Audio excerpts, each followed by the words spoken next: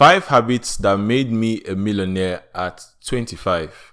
These 5 habits are what I practiced in order to become a millionaire and change my life and be able to live the kind of life that I live right now.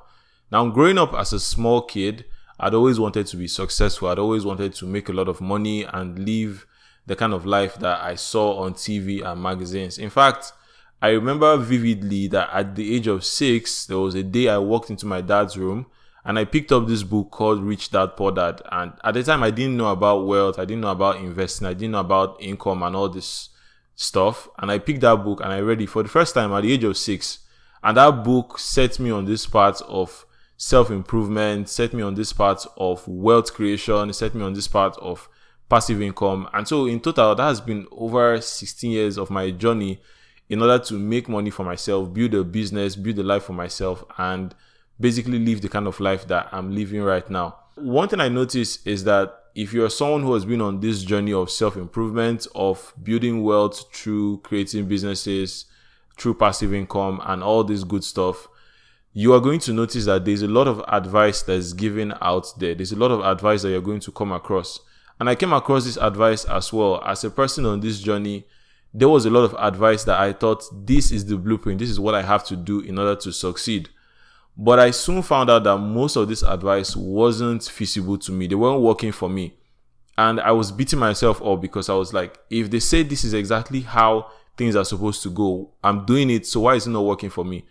But as I grew older, I began to realize that it's not in every situation, it's not in every instance that you have to take all this advice at face value. And so taking some of these things and retweaking it was what actually helped me grow my business and grow myself, basically develop myself to the person that I am today. And that's why I want to share what these things are in this video, so that you understand that it's not everything that is out there that you have to consume hook, line, and sinker. Sometimes you have to take some part of it and modify it for yourself in order to see the kind of success that you are looking for. Which takes me into my first point, my first habit, which is rereading books, or basically retaking content.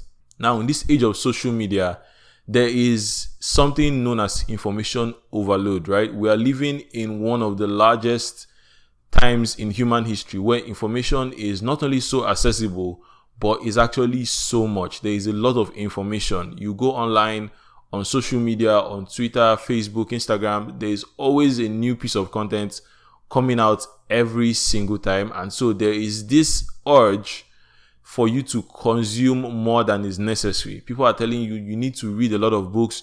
You need to just be reading and reading and reading and reading and reading. And what we're starting to see is we have a lot of people who have a lot of knowledge when it comes to books, but they don't have a lot of education. They don't have any practical, actionable knowledge, right? When it comes to actually doing these things in the real sense of it, in the real world. And so what I noticed was that instead of me being the person that just read a lot of books, I found more value, I found more insight in actually rereading books and retaking content. Some people have so many content in their bookmarks or in their library, books that they only just read once and they never got to absorb the knowledge from those books. And I was in that situation myself. I used to read a lot of books. I still do read books, right? But not as much as I used to before, because what I've noticed works best for me is when I take a particular book and I read it once, I read it again and I read it again and again and again till all the information in that book, I've either put it to good use or I can see the benefit of that book in my life. And so that's what I was doing. I picked some particular books. I'll probably make another video talking about what those books are. But I picked these books and I went in depth on them. I wasn't reading any new books for a particular period of time. I just picked these books and I devoted my time to actually studying them and understanding it. And it starts to make sense when you think about it, because most people just read for entertainment or just to grab one piece of information, or just so they can say, I've read this particular book, or be able to quote the author on certain things. But if you really want to see the kind of change that you're looking for, maybe it's time to pick one particular book, leave the rest, and go in depth in it. This same concept applies to content that you consume from people that you follow online. Instead of following everybody, pick one particular person, take one roadmap that they've given and follow it to a sizable extent where you can say, I've actually done this thing and I've followed this person, I've taken all the advice and implemented it. So that is the first habit that I implemented, and I saw a huge change in what I was doing in order to make myself a success. The second one is being able to wake up at any time I want to, but ensuring that I sleep a complete 8 hours. Now, this one is another very controversial point, because a lot of business websites will tell you, and even a lot of business gurus will tell you, that if you don't wake up by 5 a.m. or if you don't wake up by 6 a.m. or you don't wake up by 4 a.m. that you're not going to be a success. That successful people don't sleep at night. Successful people don't sleep at all. And I found that to be very disturbing for me, because I tried it at some point and I didn't like it at all. I'm not a morning person. I don't like to wake up very early. I like to sleep, and also I like to work at night. So if I work at night, and then what happens is I'm sleeping in the morning, how do you expect me to be up by 5 a.m. or 6 a.m.? So that was one advice that it didn't really go well with me. And what I just found out is that when I actually sleep, I sleep as much as I want to, but I make sure I get my 8 hours of sleep. But then anytime I wake up, I now get deep into work. And I see a lot of people that take this advice and they just say, I'm going to wake up early. But then they wake up early and then they end up not achieving anything. I'm not saying waking up early is bad, but I'm just saying that if it doesn't work for you, be truthful to yourself and tell yourself, this is not working for you, but what can I do to compensate for this? Again, this also applies to the kind of life that I live right now. Because of the kind of business I do, I can afford to wake up any time of the day. I don't have a boss. I don't have somebody who's calling me to come into the office at any single time. And so I can afford to do that. But still, it's something for you to consider. It's an advice that a lot of people are giving because they feel it's in vogue or it's what just works for other people, while it might not actually work for you. So make sure that if you're the kind of person that likes to sleep, enjoy your sleep, but make sure that when you are awake, you are doing the most valuable work with all the amount of hours that you have in a day. Listen, you can be as productive as you want to in 2 or 3 hours, and you can achieve more than people that even wake up at 6 a.m. or 7 a.m. and they just wake up and they don't do anything. But if you use the time that you have when you wake up, you're going to be more successful if you actually learn to implement and use that time productively. The third habit is a funny one, but nevertheless, it is really, really important, and that is the ability to use Google. Now, you might be saying, what exactly do I mean by using Google? I discovered, funny enough, that a lot of people don't know how to use Google. A lot of people don't like to use Google. I noticed that was a superpower for me, because the fact that there's a lot of information out there also means that a lot of information can be good, and a lot of it can be bad as well. A lot of it can be biased, because the internet doesn't create content by itself. It creates content based on what it has been given. It's a garbage in, garbage out system. So any content out there has some form of bias. Somebody puts that content out there, and that person is only writing from their experience or based on what they perceive at that particular point in time. And so being able to use Google to get varying views of a particular topic or subject is super, super important. And not just for getting varying views on a particular subject, but being able to do research on particular things. There are some basic things that you should know as a person. And I see people asking questions in the comment section on blogs, on websites, on threads, on Twitter, or on comment sections on Facebook and Instagram, when they could simply solve their problem by making a Google search.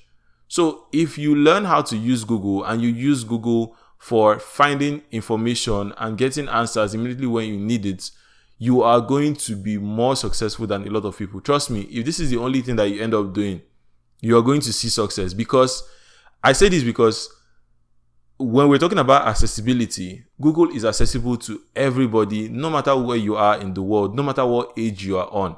All you need to do is just have access to the internet and you can access Google. But still, people don't access Google, right? They don't use this. So that's why I said that anybody can actually do this one, because it's something you have access to right now, right this second. If someone mentions a word that you don't understand, you simply go on Google. Google acts as a dictionary. Google acts as a calculator. Google acts as so many things. It acts as a currency converter. It even acts as just a form of advanced education for yourself. I personally, I don't know how to code. Like, I'm not a super coder. But for any of my websites, if anything goes wrong on my website, I know that if I go on Google, somebody out there has probably had that situation before and they've asked a question or gotten an answer to it. And I'll simply just type it and I'll get my answer. My problem is solved in minutes. Or even if it's not solved, Google will show me how to find someone who can solve that issue. I can't tell you the number of times I've had issues on my website, or I've had issues when trying to create like a small side project that I'm coding, and I just go on Google and I type it and I see the answer. And that is a power in itself, right? That is a superpower in itself. So learning how to use Google really changed my life. It opened my access to a lot of books, opened my access to a lot of resources that I wouldn't have found in the first place. And it's one skill that has helped me and still continues to help me till this day. The next one is exercise. So exercise is basically just building your body, right? Building your body is one of the most essential things that you can do. There is nothing that annoys me more than when I see people that say things like exercise is not that important, that all you need to do is just focus on getting money. You know, people would try to make excuses and say, if you're out making money, you're not going to have time to take care of your body, that you're just, would you rather have 6 cars or 6 packs, right? You see guys making this nasty comparisons that you can't be fit and still have a huge bank account. And I think all that is BS, because it's just people making excuses why they can't make something happen. Listen, if you can't train your body, you're always going to feel like there's a part of you that is missing. Take it from me. There are times that I felt that, okay, I'm focusing on making money too much, and so I shouldn't pay attention to my body. But what I noticed was anytime I get back into working out, into the gym, into eating properly, I noticed that there's a sense of peace, there's a sense of fulfillment that money cannot just bring for me, right? If I choose to deceive myself and say, I'm doing all this just because I'm pursuing money, I'm only going to be lying to myself. I always feel that guilt in my head. And so if you are someone out there right now that is having that conflict of, should I focus on this? I'm telling you, you can actually do it, right? There are people that are doing it and it's not impossible for you. If you decide to bring out a particular time of your day, it could be something as little as 1 hour. Guys, the amount of exercise you can do 1 hour in 1 hour, people underestimate the kind of changes that just 1 hour of exercise every single day, or at least 3 to 5 days in a week, can make in your life. So just pick out a particular hour of the day. Even if you are a person that works a 9 to 5, you can pick out 1 hour of your day to do some exercise. Exercise is not only going to sharpen your body, but it sharpens your mind as well. It sharpens your mind. Trust me, when you are in a right state of mind, your blood is flowing properly, your heart is beating normally, your senses are functioning properly, everything is going to help you make more money. Trust me, it helped me, and it's definitely going to help you out. These days, I try to make it a priority to hit the gym 3 to 5 days in a week, and I target different areas of my body. I'm working on my arms, I'm working on my chest, I'm working on my legs, I'm working everywhere. I'm working on my back, my shoulders, just so that I have a completely healthy body, because I don't want to also just make money and not be able to enjoy it. If you make money, what's the point of making money when you cannot enjoy it with a healthy body? So make sure that you are keeping a healthy diet and you are exercising as much as you possibly can, and resting so that you recoup and you get the full benefits of the exercise that you're actually doing. And then the next point I want to touch on is one that a lot of gurus out there, a lot of successful people, a lot of influential people are using, but they would never tell you this. They would never come out openly and say it, because I don't know, they just want to keep this particular one a secret from the world. And this particular habit has helped me a lot, and that is the habit of buying access, right? I'm going to say it again. The habit of buying access. Why is buying access super important? Access in this term simply means anything that you pay, any money that you pay to access people, an audience that you don't have access to before. So buying access could be things as much as buying press coverage, paying for press, paying for connections, like to events, to visit event or to attend events. You could be paying to join masterminds. You could be paying to join groups. You could be paying to do collaborations. It literally means paying money to get access to an audience that you didn't have before.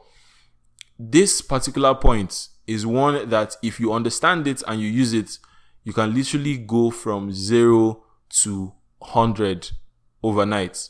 Because here's the thing, when we're talking about psychology, when we're talking about mindset and, persuasion and things, one of the most important ways to get persuasion, to get people tuned into you, is by other people talking about you, right?